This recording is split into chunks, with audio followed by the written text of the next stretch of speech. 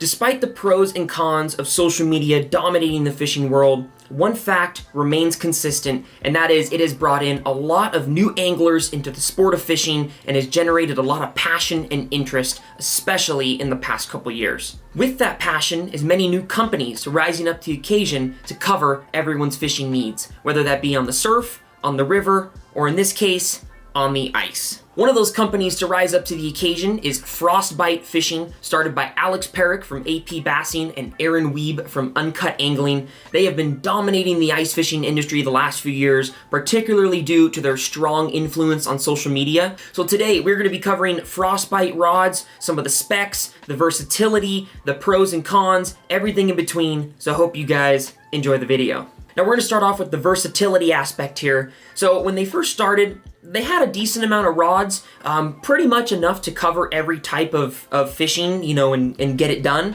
However, in the last couple years, they've really gone in and made some super specific rods to fill those, those gaps in between their arsenal, and it's really made a big difference. This rod right here is the 39 Light. It is called the Dipstick. Pretty much every ice fishing video you guys have seen on my channel in the last 2 years has been with these rods. Wow. Talk about just the perfect trout rod.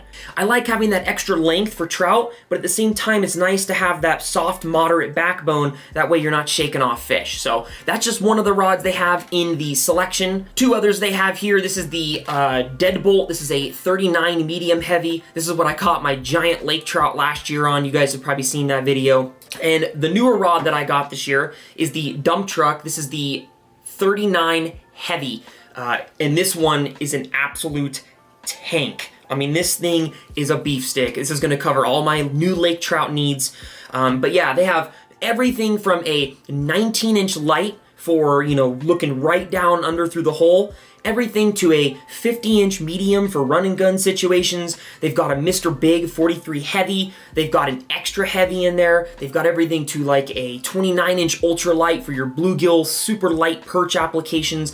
They've pretty much got every rod now to cover any species from the tiniest perch to the biggest sturgeon through the ice, which is something I really got to give them credit for. They've covered everything at this point. As far as durability goes, I really haven't pushed the limits too much with these rods yet, so I can't determine whether they are, just the toughest thing you'll ever fish with. They're certainly not an ugly stick. They're going to break if you don't treat them right. They definitely feel very sensitive in the tip, but welcome to ice fishing. I mean, you're going to need a sensitive rod, and you gotta watch out for that tip. I haven't pushed them really to the limit yet. It's something I plan on doing a little more this year, but overall, if you treat them well, they're gonna treat you well back. When it comes to the sensitivity, kind of like I was talking about, this is the big winner here. Super sensitive rods. I don't know why I grabbed the beef stick lake trout rod to talk to you about sensitivity, but even for a heavy rod, for a 39 heavy, that's still a pretty dang sensitive tip. The amount of bites you can read on these is just incredible. I absolutely love it. I have used a couple other brands of ice rods at this point in my ice fishing career. Hands down, these are the most sensitive rods that I fished with so far. Yeah, and I just love how they give you longer models as well. I think that really helps with reading bites and with keeping fish pinned. So sensitivity is a 10 out of 10 on these guys. I do want to talk about price a little bit here because that is something that's probably going to concern some of you guys. They basically have two different models. They have a Twilight series and a Vanta Black. Now the Twilight series is going to be more of your standard ice fishing rod. It comes with a screw-in reel seat right here. It's actually really cool. They have extra handles called butt jobs you can go in and customize, so if you want a longer handle. But, your standard guides, right? Standard everything. These are going to be coming in at around 50 to 60 bucks on average. And they've got your, basically your step up, right? And these are going to be the Vanta Black. This is the older model of the Vanta Black. But these are going to be coming in around 110, 120. These guys have recoil guides to help chip away the ice.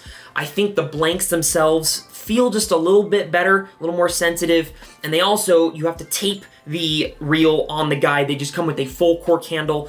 I think you get a lot more sensitivity out of this, which is really nice. So definitely some pluses on the more expensive model, but even for their base model, 50 to 60 bucks can be a lot for some of you, especially if you're not like a diehard ice fisherman. But I will say everyone needs at least one nice jigging rod. I get it, right? Especially here in the state of Idaho, we can have 5 rods out per person on majority of the state's lakes. And so, you know, 5 rods at 50 to 60 bucks is expensive. And that's not even including the reels, and that's not even including if, you know, fish takes it in the hole, right? That's expensive. So I totally get people not wanting to load up a whole lineup. I see a lot of guys out there use real cheap, like little $15 garage sale rods that they cut off 3 of the top eyelets and just use that instead. If that works for you, fine. I'm not gonna argue on that.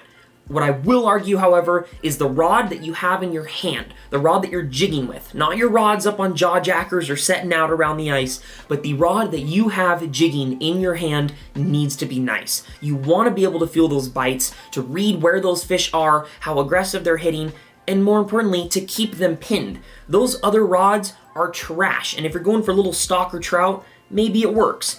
But if you want anything decent that's going to hold up on a bigger fish and help you keep him pinned, you need something that is going to help you, you know, increase your odds, right? There is a certain amount of luck in fishing, but at some point in time, you've got to start putting yourself in a better situation to land those fish.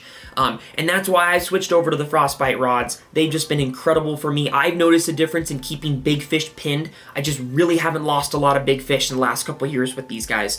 So yeah, at least pick up one nice rod to have in your hands while you're jigging. It just makes all the difference. It's so much more fun to read those bites. It's just do it. Stop arguing.